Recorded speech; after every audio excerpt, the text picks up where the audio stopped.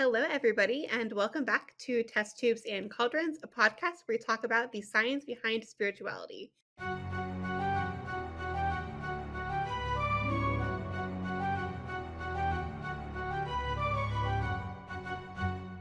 I'm Astra, I'm Phil. And I'm Honey.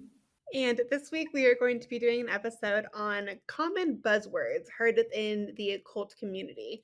Some of our buzzwords focus on some misunderstood science, some of them are primarily occult, kind of just made a compilation of a bunch of things we've heard. And we're going to be talking about that today. But before we get to that, let's do our What Happened on This Day. We are currently recording this on December 4th of 2021. On this day in 1908, it marked the birth of American biologist Alfred Day Hershey, who, along with Max Delbruck and Salvador Luria, won the 1969 Nobel Prize for Physiology and Medicine. This prize was given for research done on bacteriophages, which are viruses that infect bacteria, and it was the famous blender experiment that happened in 1956. Hershey used an isotope, which is radioactive, labeled phage to infect a bacterial colony, and then began to inject their genetic material into host cells.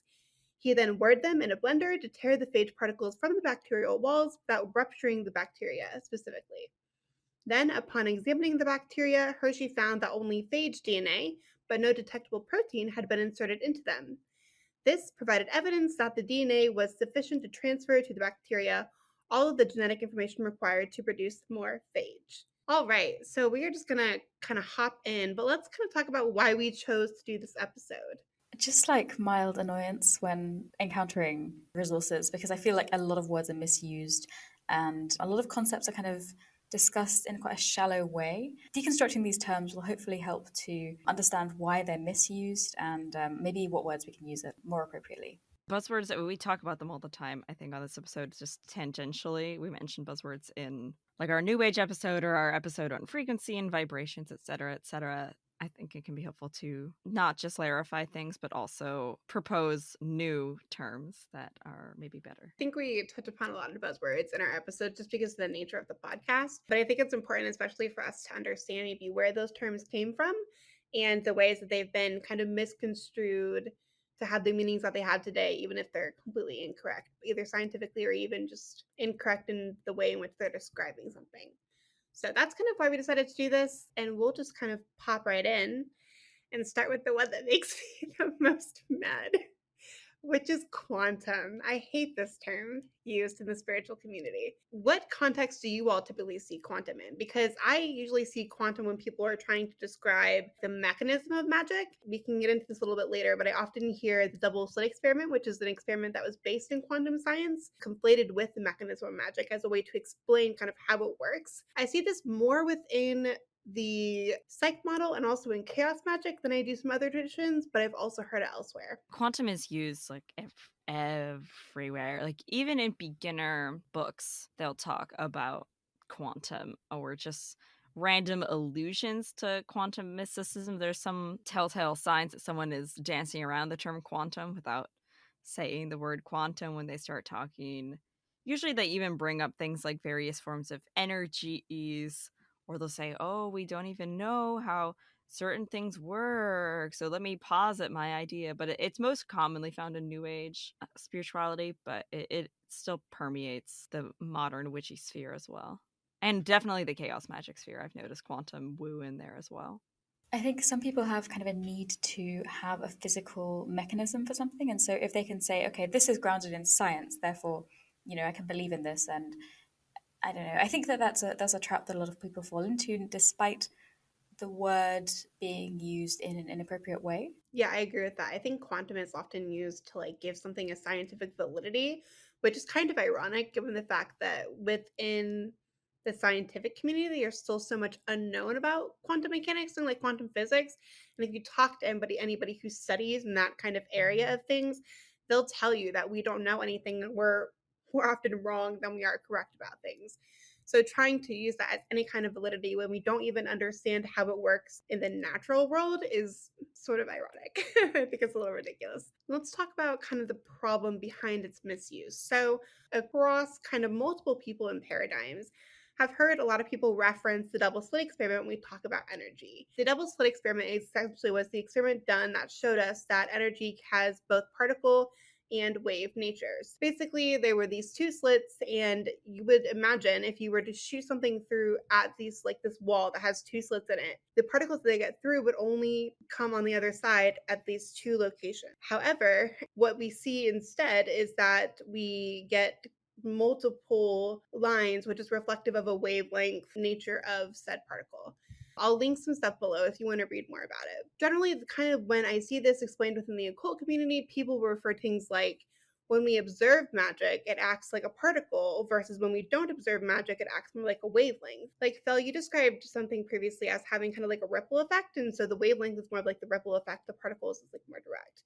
And I see this misconstrued in chaos magic a lot when people say like, oh, in like also the second model, if you forget about something, it'll permeate kind of like better through the universe as a wave energy. And like if you think about it, you are kind of destructively interfering with your desired intention or your will. I think that's a way that it's used that is totally inaccurate in accordance with like what the actual experiment is showing us. And it's also interesting because I think it forces magic into a box of like only being related to being a particle, because that's really what the double slit experiment is showing us, is that a particle itself can be both a particle character and also wave character. But I think magic is more than that. It's not just like some particle bound by like natural law. Yeah, I think it's almost used as a stand-in for ether, which we've talked about before, which is like this sort of previous invisible force that was thought to kind of permeate the entire world, and therefore the quantum is like how all these effects are manifesting in this way that is not necessarily measurable because it changes when we try and measure it. Because that's a characteristic of the quantum things, as you mentioned. You've got the observer effect where something may change when it's you attempt to observe it. These effects are usually observed on a very, very tiny microscopic scale. They don't necessarily scale up, and they also don't necessarily scale up to kind of large, complex systems, at least as far as we know. It's not necessarily accurate to just put this as a generic stand-in for any kind of effect. I agree. I think that's a big misconception, is that because I think that's maybe where people get this idea of quantum relating to like on a macro scale, is that if you have a lot of things happening on the quantum level, then that will create like a larger result from it. Kind of like the idea that we have when we're talking about DNA, and we have all of these hydrogen bond interactions between the base pairs in DNA that hold the strands together. And because there's a lot of them, that's what leads to the high temperatures required to like separate the DNA strands if we're going to do PCR or whatever. But I don't think the same thing applies when we're talking about quantum. But I think people have that kind of misconception that we see a lot of really small quantum events that then on a larger scale lead to this kind of overall mechanism of magic, but that correlation is not as linear as people want it to be. Nor do I think things in the quantum level will ever act the same way that they do on the macro level. And people conflate these results of magic, which are on the macro level, with things happening on the quantum, when they are not substantially similar categories or even within the same realm. Do you think there's another word that we could use instead of quantum to maybe describe the mechanism of magic, or magic in the way that people tend to incorporate quantum into? I don't necessarily mind if people use it as an allegory, or they use it in the way that they would kind of use mythology. Because there were actually quantum scientists who, like Heisenberg, for example, he was very into the occult. He was actually friends with Carl Jung, who we talked about a few episodes ago. But I don't know that those people were necessarily using a sort of literal interpretation. You know what I mean? Like, I feel like you can take the broader concepts from quantum theory and you can say, okay, this is like this, but not use it as an actual scientific mechanism. Does that make sense? Kind of. I just think it's a bit difficult to use things as an allegory, and then I think it just very quickly becomes people will take it literally. You see that happening a lot. So I worry that if people use it as more a comparison, that people will still take it to be this is actually what it is. Okay, ban quantum, no more quantum. It's well spoken. Ban quantum. I don't have a problem with that. Quantum is cancelled. I agree. Like, I think that even if we use it in an allegorical sense, people are still going to take it literally. Usually because when people use the word quantum, they don't say that they mean it in like a comparison kind of way, and they actually treat it like it is like quantum based. And sure, you could use it and you'd say quantum isn't like super, super small, but even then, I think we get into the issue of like bringing magic down to this like ridiculously small level when I don't know if that's necessarily that like the comparison is there. And when it comes to a word to like replace quantum, I don't know if there is one. And part of the reason behind that is because magic is not science. And so they're kind of two separate ways of looking at the world. And so trying to force magic into the scientific framework, it means quite frankly it's problematic. And so I think we just need to admit that magic itself is a mystery and we should call it what it's been called for centuries, which is a mystery tradition. Like all of our occult traditions are mystery traditions because we don't know how it works, and trying to force a scientific term onto magic is unhelpful because it constrains magic itself and it also misapplies the science. So it's like two bad things happening at the same time. So we don't need to scientifically like validate magic for it to still be effective. I think in the case of doing it with quantum, which is something that we don't understand to begin with, just leads to even more problems down the road. So I don't have a alternative word for it. I just think we should say it's a mystery and be okay with that. If you are a quantum physicist and you're listening to this, write to us. Tell us what you think. There you Because go. I don't Yeah, think many give us people suggestions. can understand it as easily as you can. Absolutely. How have you both heard energy used kind of within the wider occult community? Well, I guess like energy work is like a whole paradigm, right? And it's very often used in visualization, even in things like yoga, used to kind of describe the feeling of like manipulating a particular force. I think visualization is the primary context that I see it in. I see it happening a lot with people talking about visualization and energy healing. It's very odd, and no one has a concrete definition for it. It's always just like the energy, and as if everyone should know what that meaning is, but not everybody does. I don't know. It's like no, everyone I ask has their own definition. I really struggle with the term energy because people treat the word like it's some tangible thing that we can feel and manipulate and use to like change the world around us. But scientifically speaking, energy is not some tangible thing. It's a measurement of the enthalpy and entropy of a system. When people utilize it in this way, like it's some tangible thing that you can manipulate, I really don't like that because it's just not accurate. And a lot of people use it to talk about manipulation of things kind of in the natural realm. But if we're talking about energy in the scientific sense, that doesn't even make any sense. Like you can't manipulate a measurement. I mean, you can mathematically if you really want to. It's not something tangible you can like change or like shift the energy around yourself to be something different. I've also heard people, and this bothers me the most, I've heard people talking about like utilizing the energy of the elements to then manipulate like the natural world, which is ironic to me because it's not, and like water doesn't have some like energy that you can physically touch and then use to manipulate water, or fire, really with any element.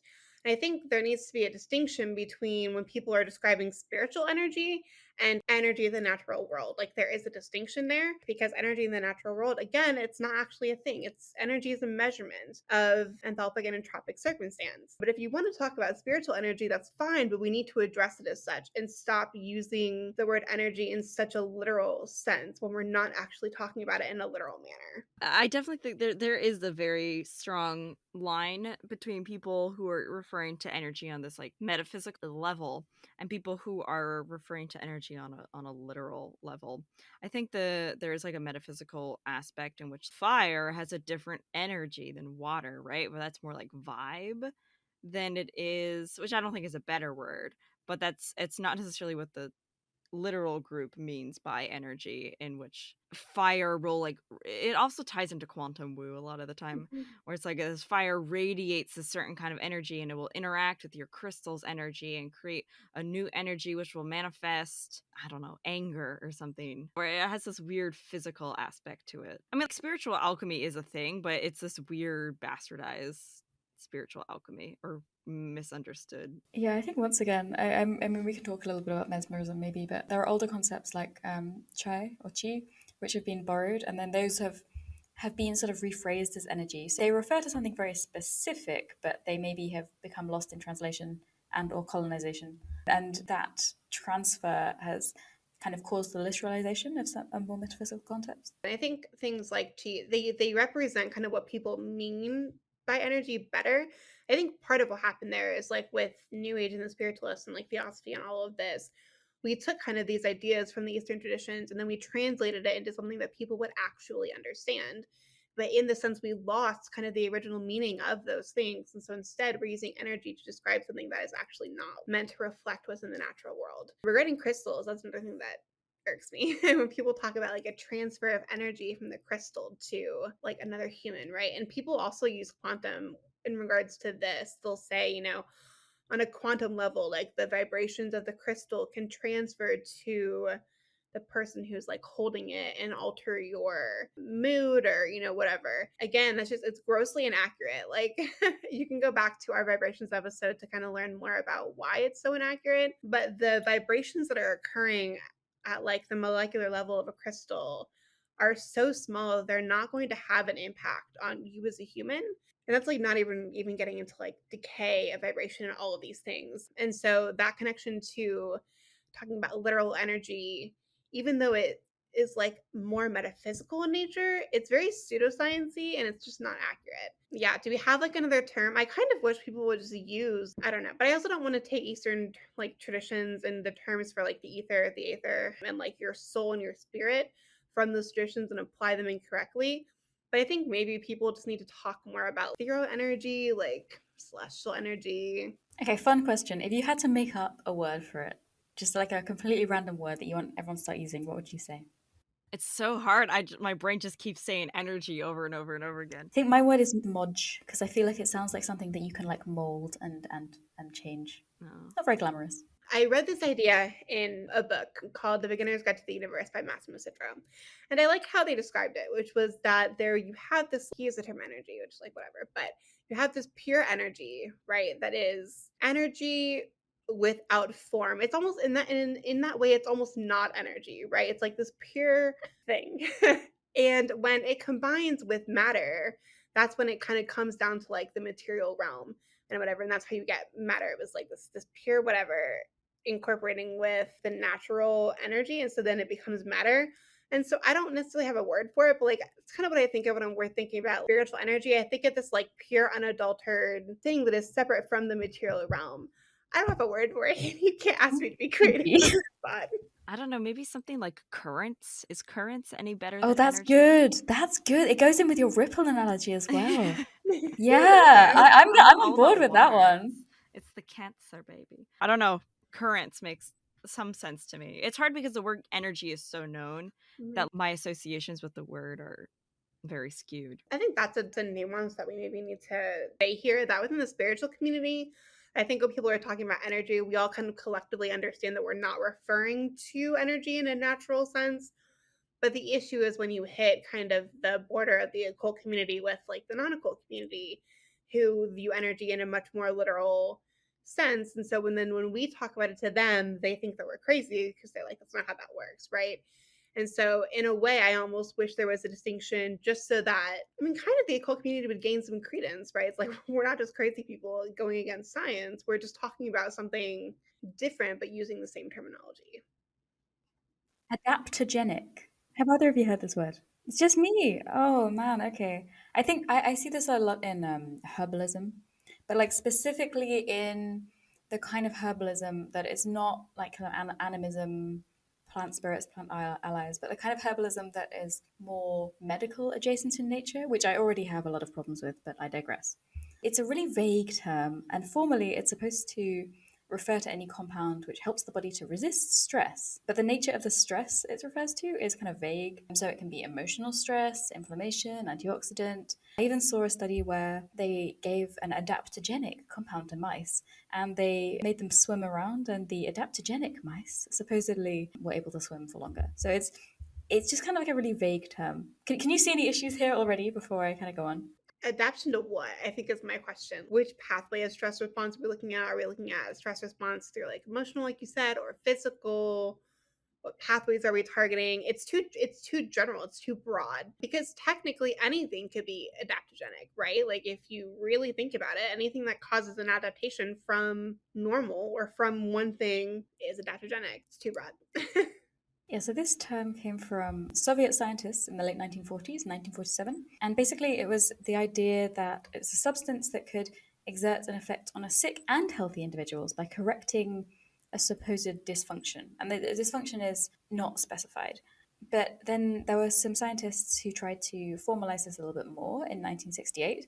And so they came up with 4 postulates. So these are: it must be completely harmless, it must have a broad therapeutic spectrum of action. It has to have a non-specific action, which is odd to me, but also it has to have a normalizing or stabilizing action.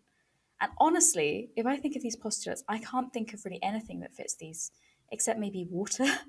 Is there anything that you can think of that kind of fits this definition? It's very, very vague. A lot of these are contradictory, which I think is part of my issue. The broad therapeutic spectrum of action and non-specific, but having a normalizing and stabilizing action. I mean, in order for that to occur, it would have to have a specific mechanism of action, and it wouldn't be able to necessarily be this, because even if something has a broad spectrum of action, it still has mechanisms of action, and it might be influencing different pathways in different ways, which gives it kind of this broad overall, reaction in your body, but it still has a specific mechanism. I don't really know of anything besides water, like you said, that is kind of just like helps without having necessarily a specific method of action. Even the water, allegedly has specific things that it does. I just think that's really contradictory. Also, when we talk about things being harmless, I don't necessarily believe that ingesting anything as like a supplement or kind of outside of what is like required for a normal healthy being is entirely harmless. There's always going to need to be kind of some potential risk or of harm, no matter what you're taking, that could be considered an adaptogenic. I feel like I'm not really suited to this, but it just reminds me of like back when I was in like the holistic community often runs very side by side with the new age community, and they just come up with so many fucking words. And like that's why I have struggled personally to like really dive into herbalism, is because like I don't know what's reliable. It's like I don't know like medical interactions with things or anything about body science beyond like basics. So that's why I've always struggled to like get into herbalism, because they have like all of these buzzwords like superfoods or antioxidants that are often kind of no one knows what they mean. Or no, like they're all clouded behind this sort of smoke screen that ultimately no one knows what they mean. I think you bring up a really good point, actually, because this term does appear in some scientific journals. Not necessarily good ones, not necessarily good studies, but you could, if you were uninformed, maybe you didn't know very much about the subject, you could go on to Google Scholar and you could find the word adaptogenic used and see how widely it's used in some journals and think that it's a legitimate thing. Whereas if you actually kind of take a step back, you're able to see that it's a buzzword. But it's, yeah, like you say, it's really difficult for people without doing a lot of research to understand what is valid, like how useful these kind of terms are. I found out that this term is actually so vague it was recently banned for marketing substances in the EU because it's kind of meaningless, and it allows people to make sort of all sorts of health claims that need to back anything up. Most of the adaptogens don't fit the 4 postulates described. Like most of them are not harmless. Like pretty much everything, like you say, has a risk. And in fact, there was one study that investigated adaptogens and found that 6 of them that they investigated did have biological effects. So antioxidants, anti-cancer, lowering your cholesterol, stimulating your immune system. But these are all specific effects, right? Like it would be much more useful to refer to these as what they're actually doing, because that means that you can select something appropriate for your own health, and it means that you can understand the side effects a lot better. So this is a term that I really, really hate, and I wish that herbalists would stop using. It also reverts to, I think, also like a wider spread issue within kind of the herbalism and holistic medicine community, which is that you can't attribute any condition to one pathway or one thing. Their body is so intertwined. Our pathways are so intertwined. If you look at cancer, I don't know if like anybody's ever seen those big posters where it has like all of the cancer pathways associated with like one type of cancer, so like lymphoma or whatever, and you'll just see like connections upon connections, and there's like 23 pathways and they all intersect at different places, and it's ridiculous. So to try and ascribe a single thing like stress to one pathway that can be cured or helped with one herb or medicine or combination of is quite frankly false. And you're kind of lying to the community suggesting that. So that's another issue that I have with a lot of that. And so when we say adaptogenic, it's like super broad, but at the same time, no condition is super broad. Like that's not the way it works. So there's another, issue that you kind of have to be aware of when you go into herbalism or the holistic medicine field. Okay, Hannah, we're getting to your favorite one, microbiome. Okay, I don't want to talk too much because I feel like I've ranted a lot. What do you guys know about the microbiome before we dive in? What do you guys know about it? What kind of context do you see it used in? What do you think people understand to mean the microbiome? Fel's face right now is like utter distress, by the way, for those listening. I know really nothing about it other than like biome is like a place where things live in micro, mini, small. So presumably probably something to do with bacteria and other small microorganisms. Have you ever heard it to market health products? I have not, but I can absolutely see it being used to market health products. I hear microbiome a lot when people talk about your gut microbiome, right? Oh, yes. I have heard gut microbiome. Yeah, that's where I hear it used most. And it's funny to me when people talk about microbiome because they don't think they understand how vastly diverse the microbiome is, especially with the human body. So often it's just oversimplified to an extent where, like, again, it's one of those things where it's like, oh, your microbiome is responsible for this side effect when you take X thing. And it's like, well, no. I'm like, yes, but no. It's so much more complicated. Even your gut microbiome, we're talking about hundreds of thousands of different bacteria that alone make up that part of your body. And also the misunderstanding that your microbiome is one singular thing across your entire body, even though your mouth has its own microbiome, your gut has its own microbiome, like your private parts have their own microbiome. Like it's a whole, like each thing is a different subset. And so to use this term in such a general manner does a disservice to the diversity of bacteria that we require to like really function at our best. It's a thing that I see in herbalism a lot for the reasons you mentioned. It's like, oh, this thing will restore your gut microbiome, usually gut, that's the one that people go for, and it will do X, Y, Z. And so these things are like, it might be anti-inflammatory, or it might correct a food intolerance, or it might even change your mood. Usually the term is used without a lot of context backing it up. Another problem with it is people use it in lieu of a mechanism. So saying, oh, well, we don't have a mechanism in it works in humans and therefore it must act on your microbiome without any evidence.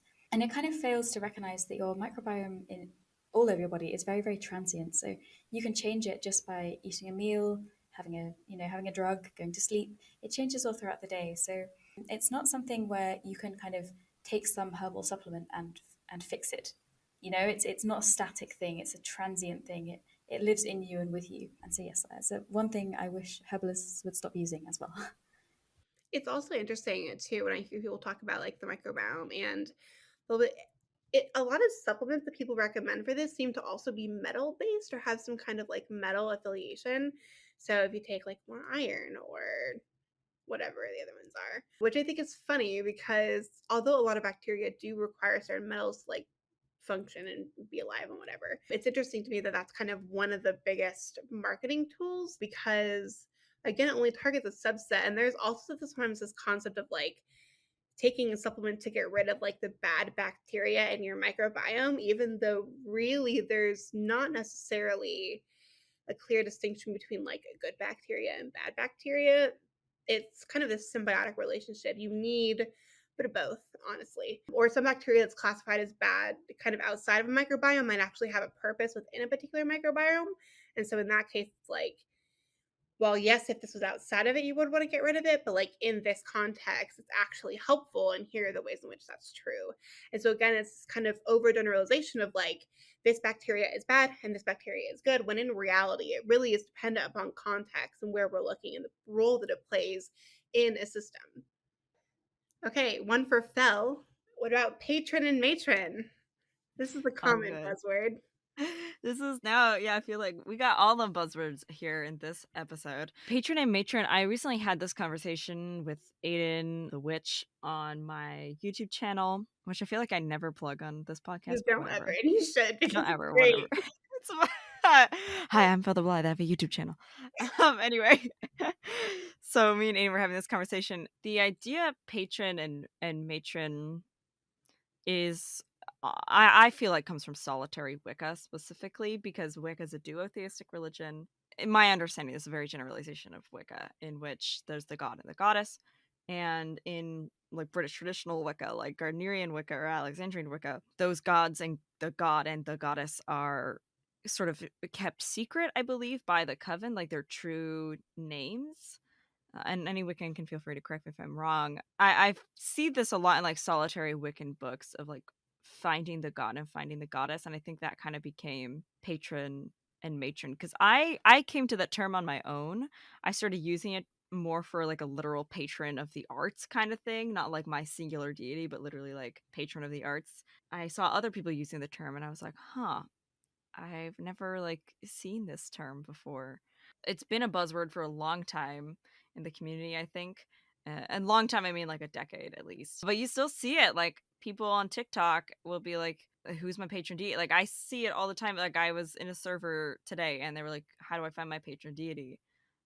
People have YouTube videos on how to find your patron deity, so it's not necessarily a bad thing, but it's definitely very heavily emphasized. I'm not sure if you guys have thoughts on I think it dilutes the importance of like that the role of patron and matron play in one's practice. Like I don't do deity work specifically, but a lot of times I see people, if they have like a singular deity in their practice, they're like, oh yes, this deity is definitely my patron or my matron, whichever is relevant. And it's like not necessarily. I think a patron or a matron has like a much more pronounced role in a person's practice or regarding kind of the longevity of which that deity will be with an individual.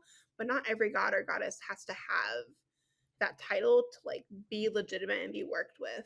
Yeah, I see this argument come up on the Hellenism subreddit all the time. I mean, and I'm talking about this is just years of the same debate, just going over and over and over. And it's usually like, well, in antiquity, people who, were a particular profession might venerate a particular god, like, like weavers might venerate Athena more because of her association with weaving. And like, yeah, okay, maybe that's true, but the way I see patron used is almost like referring to like an HGA, like holy guardian angel type thing, like or like a guardian. It's a very personal, intimate relationship, and I don't necessarily think that translates to, a profession related veneration. Does that make sense? Like it's a very, very personal thing, and I don't know that is necessarily supported by history. I could be wrong, but No, I agree with you. So someone like Sappho, I would see as a devotee of Aphrodite. Sappho is very devoted to Aphrodite, but I don't think it wouldn't be fair for me to put words in Sappho's mouth and say that she was considered Aphrodite her patron. People like to make the argument that it was seen in antiquity, but I don't think it was. The ancient Greeks had hearth cults or personal pantheons that's made up of several gods, not just one or two. I'm totally ignorant on this, so apologies if this is a stupid question. But regarding something like the cult of Dionysus, would you then consider Dionysus to be like the patron god of said cult, or no? but they would venerate other people as well, right? Like they Yeah, just venerate Dionysus. like Athena is a patron of Athens. There's patrons of groups, and it's usually patrons of groups or patrons of things. Like saints are patrons of things or groups usually. The act of doing something, it's usually not an individual. Oh, right. It looks like statistical significance is up next. This should be interesting. I'm gonna throw up. This is bad. Both discussing stats and also just this discussion in general. What grinds your gears about it most? Oh god, where to begin? I just think that firstly, the use of hang on, let's back up. Statistical significance is usually used to describe when you have a difference between two kind of results, and the statistical test kind of shows that difference it fits the statistical test. So the usual one that uses a p-value, and a p-value is kind of the probability that a result occurred by chance. So a low p-value, usually below 0.05, is considered good. However, it neglects so many other factors in scientific studies. So I work in the biological field, much like Hanny, and I think the thing with the field of biology is that statistical significance is something that's hard to really measure because it's not as controlled. Like, and this is funny actually, because this is kind of one of the biggest issues I guess my chemistry friends will take with me in the biological sciences is that like they can be very quantitative and say like yes this is significant, no but it's not, based on something like a p-value. It's very obvious because it's much more like cut and dry, whereas in the biology field something that maybe has a low p-value, someone might say that it's significant, but it's actually not quite as significant because there's like all of these other factors involved. And so when we talk about people often also conflate statistical significance with a true result or a false result, when really I think there's a spectrum of statistical significance. It depends on the kind of test that we're using, depends upon the threshold, which is determined by the person who's actually performing the statistical analysis, which means that there's bias involved in thresholds. It's just like it's such a muddy term and people use it so matter of factly in many ways. And they'll say like, oh, this that's the other thing that people do all the time that bothers me. They look at a study, and because a study says that it's statistically significant, they're like, yes, this is true. This is like, if they said it was statistically significant, great. Like, this has absolutely been proven. Let's move on. Even if the statistical significance is like 0.01%. And I'm like, is that really that significant or not? Because like it's really not. And so then you have that again, this like spectrum of kind of where does it lie? And you could say something is, but it's like, is it really? Yeah, so like you say, kind of clinical significance and statistical significance are two different things. Like something that is statistically significant is just saying that there is a result which is so it stands up to the test that it's probably not due to chance. And there are some caveats to that, but we'll get to it. But that doesn't mean that it has necessarily an effect in a clinical sense. In the same way, you can influence your p-value results by doing things like p-hacking. So you can basically like really, really large sample sizes, resampling, all sorts of things, which basically makes something, the p-value appear very low, but that doesn't necessarily reflect the actual phenomenon you're investigating. There's a statistician who's argued that significant p-values just below 0.05 are extremely weak evidence against the null hypothesis because there's a 1 in 3 chance that the significant result is a false positive. So that's a really, really high chance. And so I think that you need to, when you see a study, especially if it's one that you're a little bit critical of already, and it says something statistically significant, look at the test they use, look at the sample size, look at whether it's appropriately designed. All of those things are going to tell you a lot more than just a single p-value. You make a really good point too with how it could be statistically significant but not actually be efficacious. Because again, like you said, we see this in clinical trials where like if you're looking at preclinical data, which is data that's done kind of in the laboratory on cells usually, the data you could say, yes, we saw like a downregulation of the production of some protein based on the drug that we've used to treat. Even if it's statistically significant, that does not mean that in like animals or then humans, we're going to see a result of that. So whether it be like size decreasing or whatever, just because something is significant kind of in a laboratory, a preclinical manner, does not mean that you will see a result of that later on a kind of a more like macro level, typically because there's so many other factors involved. When it comes to magic too, I think people misapply the statistics of magic.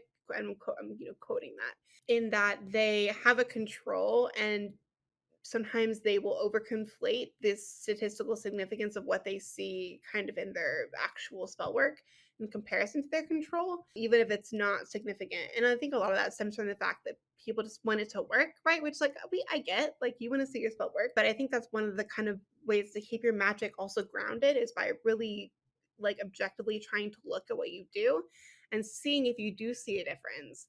And that kind of supports our fairly common take, I think, that having controls in magic can be really useful. Wait, are people doing stats on their spells? Not like no, I'm not talking like quantitative, like number stats. I'm talking more like qualitative, like compared to your control, is a significant change or not type of deal. No, I don't know anybody who's doing like full-on stats with their spell work. Although if you are, let me know. I'd be curious to know what your like thing looks like for that. Let's do intention. I feel like this is a very conflated term. Attention, I don't know what it means. Just simply put, it's the thought that counts kind of vibe, but I don't know what the thought is, like oftentimes people are like it's the intention that matters. Like there was a whole discourse this past year about intention is everything, intention isn't everything. I just don't even know what people mean when they're talking about intention. Every time I try to do some sort of magical working, I intend on doing it correctly. Like if I'm doing a money bowl, I intend on earning a lot of money. Like I never intend not to. So it almost feels to me like intention is almost like a conflated with energy and a more specific form of like personal energy in quotes. It doesn't really even seem to be what like actual intention is, because otherwise, like if I intended to do things, like most people I know intend to be happy or intend to make money. So it just confuses me what people actually mean by intention. I think people mean will as well, like energy and will, but they use intention instead of will. In my mind, intention is like how you, as your little macrocosm, and this may be nonsense, but that's how you kind of weave your little web of correspondences. You weave your web of what you intend to do and how you intend to do it, and how you pull everything together into a directed result, right? But so when people say intention is everything, what they mean is, oh, you can sub this bay leaf with this grapevine because I have come up with an alternative use for it and it makes sense in this context. But then I think that gets conflated with just like intention in the way where you just mean to do something, like just a thinking happy thoughts and hoping that something will come of it. Do you know what I mean?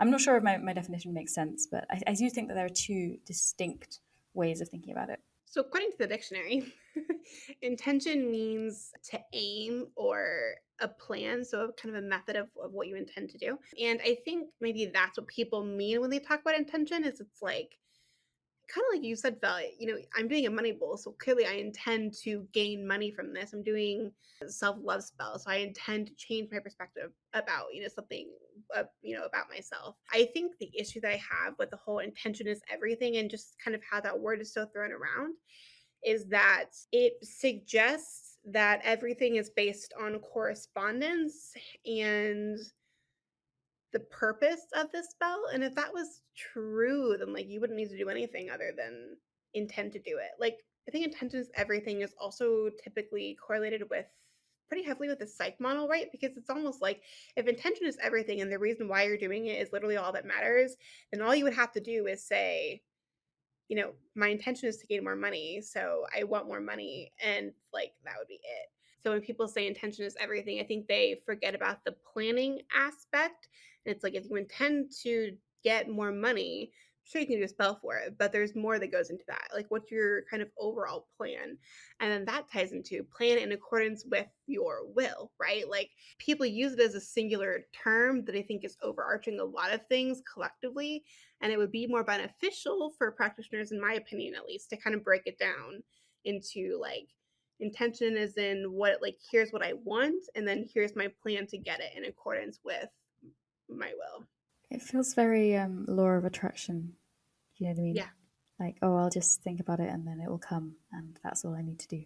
Okay, I feel like we need to then talk about manifestation too.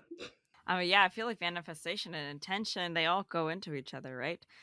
Even in like the modern witchy sphere, I see this idea of like manifesting. And like on some level, I do get what people mean. It's this idea of drawing something out of the macrocosm and into the microcosm. But it's more, oh my God, I watched this one video.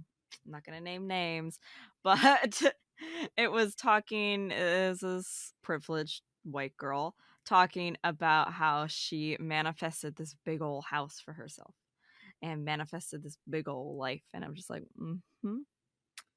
sure, that's a manifestation. So there was a post someone made, sometime this past year, where it's like, is it manifestation or is it just privilege? I'm like, it's true. In some Legit ways. conversation we should probably have in the community, Yeah, and like I think a lot of times it's just bastardized versions of will is really what people are just kind of. I think my issue with manifestation is it's like people say it and it's almost like they're saying that you can manifest anything. And I'm like, I don't, and it's so generalized. Like, also, when you ask people what they mean when it's like, what do you mean when you say manifest? Because, like, to me, manifestation is bringing something kind of into the physical world, but that's not necessarily like manifesting something from nothing, right? It's like I'm going to take these things and like put them together and in turn manifest this other thing. But like a lot of times I see manifestation as like, I'm going to manifest a house out of nothing. It's going to magically appear. And I'm like, that is not what this means. I actually think I know what you're talking about with that video, but it's just like, it's not something from nothing. And I think a lot of people think that's what manifestation is, which is such a misconstruction of the term. And I think it's also what leads people outside of the occult community to be so like, that manifestation is so woo woo because it's coming from nothing. You're just like manifesting. I don't, it's dumb. I hate that word. I hate it so much. I think we should do nuance because nuance November is over. No nuance November is over. Yeah. I declared it on my channel that it was nuance full November. I think nuance is a buzzword, not in that people want more nuance, but that people like to talk about no nuance.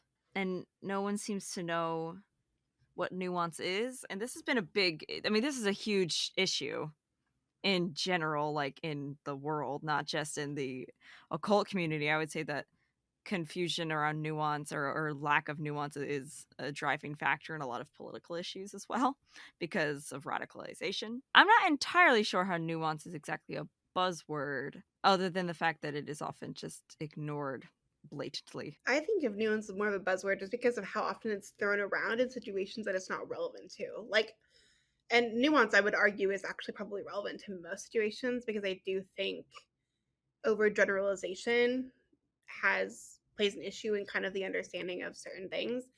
But people throw it around all the time in ways where it might not even apply. And I kind of sit here like, I don't think nuance means what you think it means. Like, when we say something as nuance, we mean that there's more subtlety to a discussion than just a simple black and white. It's almost a way of saying that there's a spectrum, right? And that it's not just two extremes that we're considering. Sometimes, though, I think people apply it to situations where there are really just kind of two extremes. It's like a yes or no thing. And then if you disagree with somebody, they're like, oh, well, you have no nuance. And it's like, well, I don't necessarily think your opinion needs to have nuance as long as you're being civil about it, right? And I think it's a misapplication of nuance that makes it kind of a buzzword within the occult community. Yeah, I can see where you're coming from a little bit. Like, if somebody disagrees with you, it's often like, oh, well, you didn't consider all the nuances of this. It's like, well, maybe I did. Maybe I thought about your opinion and it's wrong. No, I'm just kidding. But I agree. It's not necessarily used to talk about a very complex matters, although that's how it should be used. Well, we are at our mark for typically the time that we end episodes, so we can call it there. We hope you enjoyed. We might do another episode of this. If you have suggestions about words that you think are misconstrued or buzzwords in the community, please suggest them to us either through our Instagram, which is Testos and Cauldrons, or you can do it through our Discord, which we'll have linked below in the episode description of both, hopefully the YouTube video and also the description on our podcast sites. But until next time, have a good day, have a good week, and we'll see you in our next episode. Bye, everybody.